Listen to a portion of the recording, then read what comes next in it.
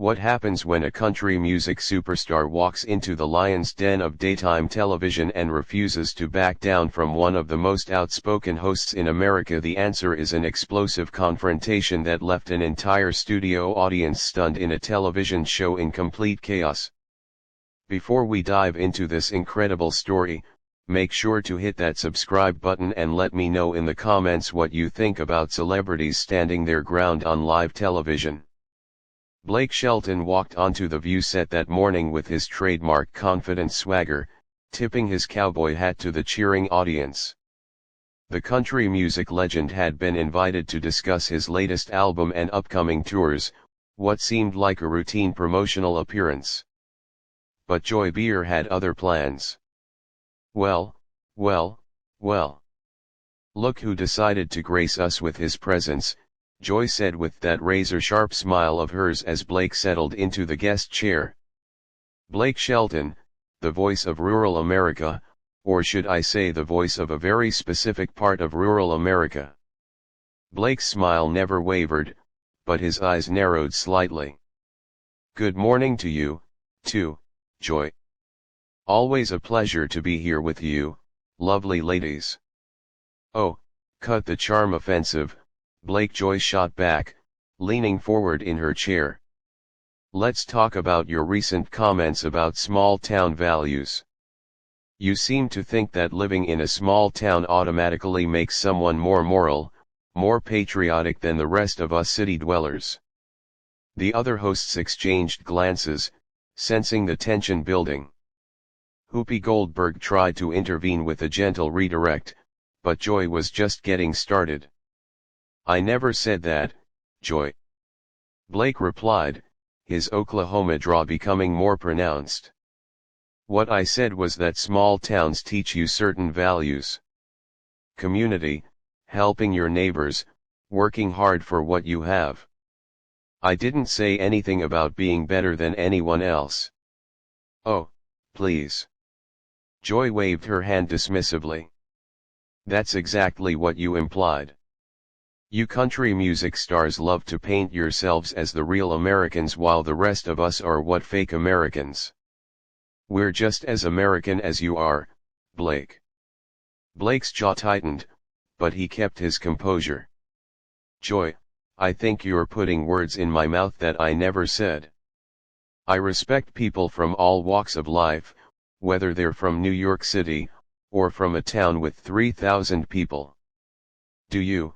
Though Joy pressed on, her voice rising slightly. Because your music, your whole persona, it's built on this idea that real America is somewhere out there in the heartland. And places like New York, places like where I grew up somehow don't count. The audience was dead silent now, sensing this was going somewhere unexpected.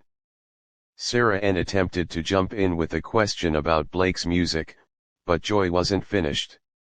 You know what bothers me most about this whole small-town superiority complex, Joy continued, her hands gesturing emphatically. It's that you get to sit there and judge the rest of us while making millions of dollars singing about pickup trucks and dirt roads. You've been living in Hollywood and Nashville for decades, Blake.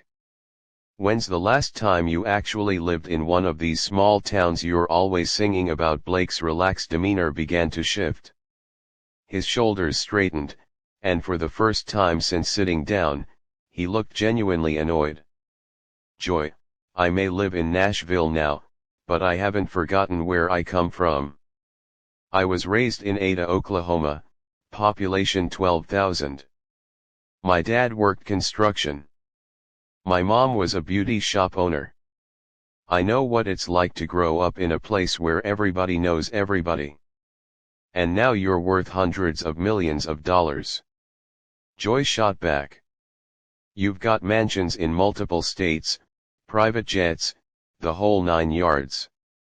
Don't you think it's a little disingenuous to keep playing this common man card? Blake's famous smile finally cracked. You know what, Joy, just because someone becomes successful doesn't mean they forget their roots. I've been blessed, absolutely, but that doesn't change who I am or where I come from, and I'm proud of where I come from. Proud enough to exploit it for profit, Joy retorted. Your whole brand is built on this mythology of simple country folk versus sophisticated city people. It's divisive, Blake, and frankly, it's getting old. The tension in the studio was palpable now. Whoopi tried once more to steer the conversation in a different direction, but Blake was no longer interested in playing nice. Exploited, Blake repeated, his voice rising for the first time. Joy, I write and sing about my life, my experiences, the people I grew up with. That's not exploitation. That's authenticity. And if you can't tell the difference, maybe that says more about you than it does about me. Joy's eyes flashed with anger. Authenticity. Give me a break, Blake. You're about as authentic as a $3 bill. You're a manufactured product, just like every other country star churned out by the Nashville machine.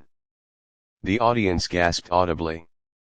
Even the other hosts looked uncomfortable now, realizing this had gone far beyond typical daytime television banter. Blake stood up slowly, his 6 feet 5 inches frame towering over the panel. You know what, Joy, I've sat here and taken your shots because I respect this show and I respect most of the people on it. But I'm not going to sit here and let you attack my character and my integrity. Oh, did I strike a nerve? Joy taunted, clearly enjoying the reaction she was getting. The truth hurts, doesn't it, Blake? The truth. Blake's voice was steady, but ice cold. The truth is that you've been sitting behind this desk for years, throwing stones at people, tearing them down, making nasty comments about anyone who doesn't share your worldview, and you call that entertainment. Joy's face flushed. Red, I call it honesty. Something you might want to try sometime. Blake shook his head slowly. Honesty would be admitting that you've already made up your mind about me before I even walked in here. You don't want to have a conversation, Joy. You want to know how to fight. Maybe I do, Joy replied defiantly. Maybe it's time someone called you out on your act. The studio was electric with tension.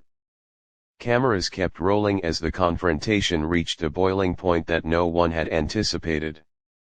Blake looked down at Joy with a mixture of disappointment and anger. Where when you want to call me out, fine. The whole community rallied around them. Let's do this properly. That's not fake. You sit there every day criticizing people you've never met, Norman Rockwell places you've never been, Joy experiences you've never. How do you talk about small towns like they're some kind of joke? Like the people who live there are beneath you. Joy leans back in her chair, arms crossed defensively. Do you? You only never said they were beneath me. Blake's hands clenched into your portrayal of them is fake. You think I don't know about the hard parts? My hometown has struggled with factory closures. I didn't read about it in a book because there aren't enough opportunities. I lived in a place where when your neighbor's barn burned down, but you know what, those families showed up the next day still look out for each other. They still have dignity. They still have heart. And they still vote for politicians who keep them struggling. Joy shot back. But I suppose that's not something you want to talk about either. The other hosts were frantically trying to signal for a commercial break, but the confrontation had taken on a life of its own. There it is, Blake said, pointing at Joy. That's exactly what I'm talking about. You think you know better than everyone else. You think you can sit in your New York studio and tell people in Oklahoma or Kansas or Iowa how they should think, how they should vote, how they should live their lives. Joy's voice became shrill.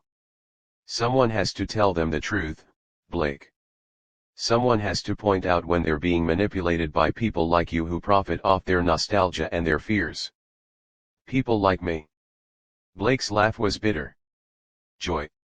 I've never told anyone how to vote. I've never told anyone how to think.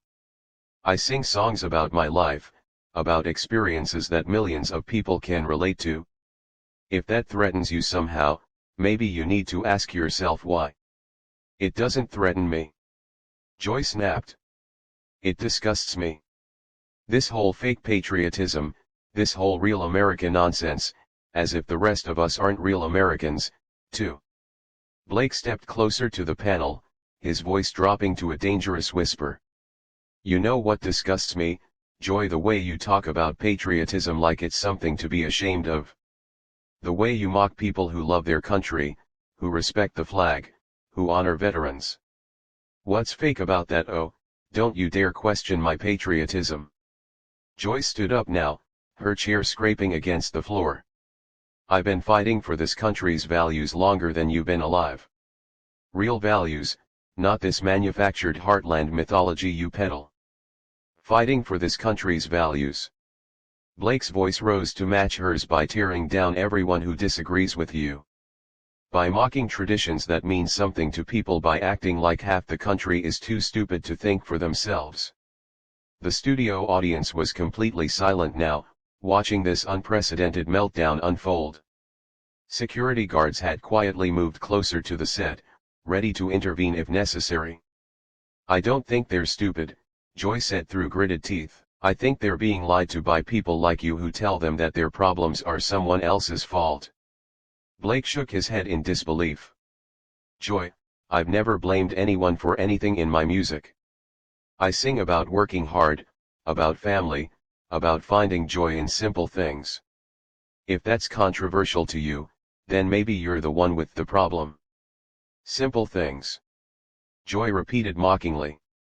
Like what, Blake? Like sitting on your porch with a beer, pretending the world isn't falling apart around you. Blake's face turned red with anger. You know what, you're right about one thing. I do like sitting on my porch with a beer. And you know why? Because after dealing with people like you, people who think they're smarter than everyone else, people who think they have all the answers, it's nice to find a little peace. Joy laughed harshly. Peace? Is that what you call ignorance these days? I call it contentment. Blake fired back. Something you clearly wouldn't understand. You're so busy being angry at the world, so busy telling everyone else how wrong they are, that you've forgotten how to just be happy. Happy? Joy's voice cracked with emotion. How can anyone be happy when there's so much injustice in the world? How can you just sit there and sing your little songs while people are suffering? Blake's anger suddenly shifted to something that looked almost like pity. Joy. People have been suffering since the beginning of time. And you know what's helped them get through it? Community, faith, hope, love. The same things I sing about. The same things you seem to think are worthless. They're worthless when they're used to keep people from demanding better, Joy replied, her voice shaking now. When they're used to make people accept things they shouldn't have to accept. And who decides what people should and shouldn't accept? Blake asked quietly. You, the media, politicians. Or maybe, just maybe, people are smart enough to decide for themselves. Joy slammed her hand on the table. Not when they're being manipulated by celebrity millionaires who pretend to be just like them. Blake stood perfectly still for a moment, staring at Joy with an expression that was impossible to read. Then slowly, he reached up and took off his cowboy hat. You know what, Joy, he said, his voice eerily calm. You're absolutely right about one thing. I am a millionaire. I do live a different life now than I did growing up. But there's one thing you're dead wrong about. He placed his hat on the table in front of him with deliberate precision. I've never pretended to be anything other than exactly who I am. I've never lied about my success. I've never hidden my wealth. I've never claimed to be something I'm not. Can you say the same? Joy's face went pale. What's that supposed to mean? Blake's smile was cold as ice. It means maybe before you start lecturing other people about authenticity, you should take a long look in the mirror. The studio fell into an uncomfortable silence as Joy processed Blake's words. Her face cycled through several emotions before settling on pure rage. How dare you, she whispered, her voice trembling with fury. How dare you come onto my show and attack me personally? Blake picked up his hat and placed it back on his head with slow, deliberate movements. Joy, this is The View, not the Joy Behar Show. And I'm not attacking you personally. I'm responding to your personal attacks on me. You think you're so clever, don't you? Joy's voice was getting louder again. Coming in here with your folksy wisdom and your ash routine. Well, let me tell you something, cowboy. I've been in this business longer than you've been wearing that ridiculous hat. Blake's eyebrows raised slightly. This business? You mean the business of entertainment? Because last I checked, we're both entertainers. Joy. The only difference is I don't pretend my entertainment is more important than anyone else's. My entertainment, Joy stood up straighter, her voice reaching a crescendo. I inform people, Blake. I educate them. I help them understand the world around them. What do you do? You help them escape from reality. And what's wrong with that? Blake asked, his voice calm in contrast to Joy's escalating volume. What's wrong with giving people a few minutes of happiness? What's wrong with helping them forget their troubles for a little while? Joy laughed bitterly, because while they're forgetting their troubles, those troubles are getting worse. While they're listening to your songs about simpler times, the world is passing them by. Blake shook his head slowly. Joy, you talk about informing people and educating them, but all I've seen today is you trying to tear me down. Is that what you call education? Is that what you call helping people understand the world? I'm helping them understand that people like you are selling them a fantasy. Joy shot back. A fantasy that keeps them from demanding the real changes they need. And what changes are those, Joy? Blake's voice had an edge to it now. What exactly do you think I'm keeping people from demanding? Joy gestured wildly with her hands. Better jobs, better healthcare, better education for their children. Instead of fighting for those things, they're content to live in your make-believe world where everything is simple and pure and good. Blake was quiet for a long moment, studying Joy's face. When he spoke, his voice was softer, but somehow more dangerous. You know what I think, Joy? I think you're angry because people find comfort in things that don't come from you. I think you're angry because despite all your lecturing and educating and informing, people still choose to listen to simple songs about simple pleasures. Joy's face turned bright red. That's not what this is about, isn't it? Blake pressed on. You can't stand that people find joy in things you don't understand, things you don't control. You can't stand that someone like me, someone you think is beneath you intellectually, can connect with people in ways you never could. You don't connect with people, Joy spat. You manipulate them. You feed them lies about how great things used to be so they won't notice how bad things are now. Blake's laugh was harsh.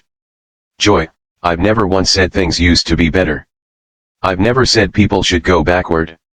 I sing about appreciating what you have, about finding happiness in your family, your friends, your community. If that's manipulation, then I guess I'm guilty. You are guilty, Joyce said, her voice breaking slightly.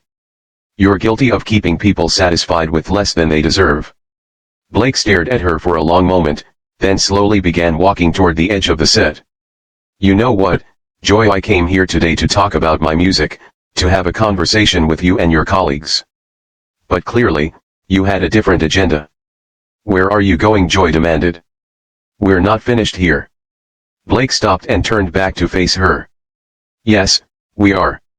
Because there's no point in continuing this conversation. You've made it clear that you don't want to discuss anything. You want to attack everything. Joy's voice became shrill. I want to discuss the truth, Blake. I want to discuss your responsibility as a public figure. My responsibility. The voice was incredulous. Joy. My responsibility is to my fans, to the people who buy my music and come to my shows. My responsibility is to be honest about who I am and what I believe. I don't owe you or anyone else an apology for that. You owe it to the American people to stop feeding them this small-town mythology. Joy shouted, her composure completely gone now. You owe it to them to stop pretending that ignorance is bliss. Blake's face went stone cold. And there it is again. You just called millions of Americans ignorant. You just called people who live in small towns, people who work hard and raise their families and try to do right by their neighbors ignorant. I didn't say that, Joy protested. But her voice lacked conviction. Yes, you did, Blake said firmly. You just said it. And you know what that tells me? Everything I need to know about you and your version of education and information. The other hosts were frantically trying to signal for a commercial break.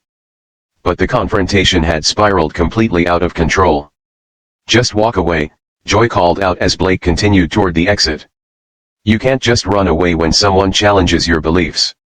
Blake stopped one final time and turned back to the panel. Joy, you haven't challenged my beliefs. You've insulted me. You've insulted my fans. And you've insulted millions of Americans who don't happen to share your worldview.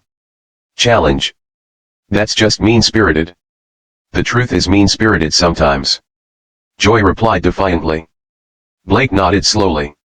You're right about that. And the truth is, this show used to be about different perspectives having a conversation. Now it's apparently about one perspective shouting down all the others. With that, Blake Shelton walked off the View set, leaving Joy Behar standing alone behind the panel, her face flushed with anger and embarrassment. The studio audience sat in stunned silence as the cameras continued rolling, capturing one of the most explosive moments in daytime television history. Security quickly moved in to restore order while producers scrambled to figure out how to salvage the rest of the show. The heated exchange had lasted less than 20 minutes, but it would be talked about for years to come. What did you think of this incredible confrontation between Blake Shelton and Joy Behar? Did Blake have the right to walk off the set, or should he have stayed and continued the debate? Let me know your thoughts in the comments below, and don't forget to subscribe for more incredible stories from the world of entertainment.